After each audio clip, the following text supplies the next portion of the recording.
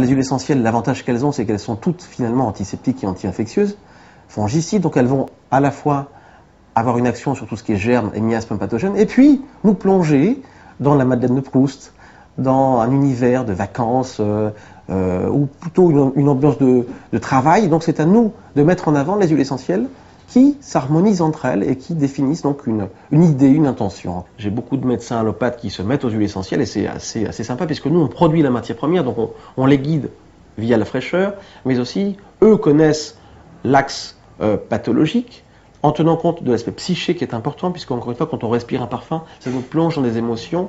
Et effectivement, on peut aujourd'hui s'enorgueillir d'avoir des résultats précieux, notamment pour les pathologies nosocomiales, où on est amené à diffuser dans des endroits tels que les hôpitaux, et certains hôpitaux, en tous les cas, utilisent des huiles essentielles. C'est le cas du Ravinsara, du Niaouli, que l'on connaît puisqu'on l'appelait l'huile goménolée à l'époque, il y a une trentaine d'années déjà. Donc les huiles essentielles font vraiment partie de notre culture sans qu'on le sache, et à l'échelle pharmaceutiques, on les retrouve bien sûr dans les compositions de tous les jours. Pareil pour des gels des sportifs. Quand on vient chauffer un muscle, on a cette notion d'odeur un petit peu de rugbyman. Et bien c'est l'odeur de Golteri qu'on retrouve 80% le plus souvent. De la menthe poivrée aussi, qui elle-même est hypothermisante. Elle vient rafraîchir et de redonner un petit peu de... Elle vient revéhiculer un petit peu la circulation périphérique des jambes. Autrement dit, les huiles essentielles sont partout et véritablement des cadeaux thérapeutiques qui peuvent soigner une personne. Soigner en deux temps, c'est-à-dire on peut diffuser chez soi des huiles essentielles quand on est un petit peu dans un état grippal ou un peu amoindri sur le plan respiratoire, déjà parce qu'on va assainir l'endroit, et puis on va nous plonger dans un univers de bien-être. On rentre chez soi, on a une journée un petit peu stressante, pourquoi pas envisager de mettre une petite orange douce pour nous poser, nous faire sourire à nouveau, un petit peu de niaouli qui exprime le mariage subtil du pin et de l'eucalyptus, un petit peu de lavande vraie pour les gens qui aiment les vacances à Saint-Rémy-de-Provence ou en Avignon ou dans la Drôme provençale. Tout ça nous met dans une situation de bien-être et influe à la fois sur le corps, et c'est pour moi la réponse d'aujourd'hui, pour les gens qui veulent en tous les cas pas être... je ne suis pas dans un substitut médicamenteux, je trouve qu'il y a une vraie complémentarité. Donc si vous arrivez avec un bras coupé, je vous dirais par décence, allez à l'hôpital. Si par contre vous avez envie de vous faire plaisir et vous avez un petit souci digestif, je vous dirais mettez-vous une petite goutte de basilic que vous lapez comme ça en fin de repas, ou un petit peu de citron qui va bichonner votre foie et votre vésicule.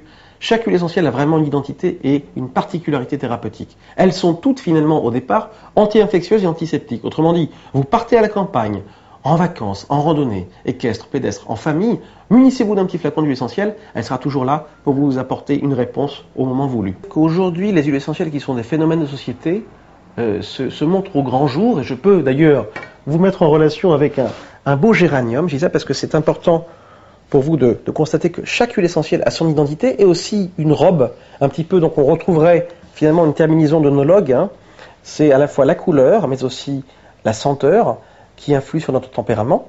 Et je trouve ça important de pouvoir dire que ce géranium bourbon, c'est le géranium de mon père, il pousse à 1500 mètres, on l'a fait en juillet, on est à 3 heures de cuisson. Ce qui est important, c'est de donner toutes ces informations qui sont rares finalement.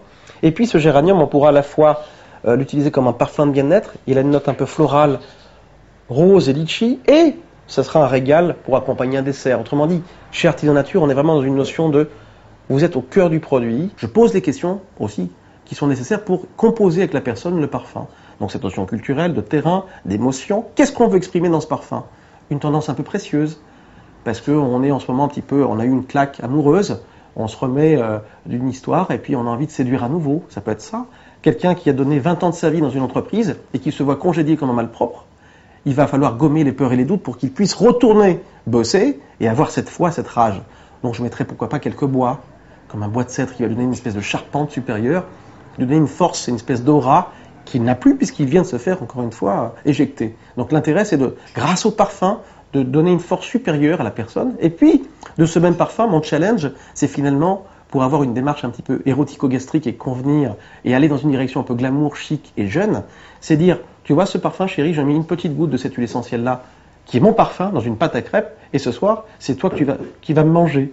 C'est cette notion un petit peu fun de cette éducation des huiles essentielles qui m'amène à penser que finalement, toutes les huiles essentielles, on devrait les retrouver à la fois dans la cuisine, dans la pharmacopée, et sur soi.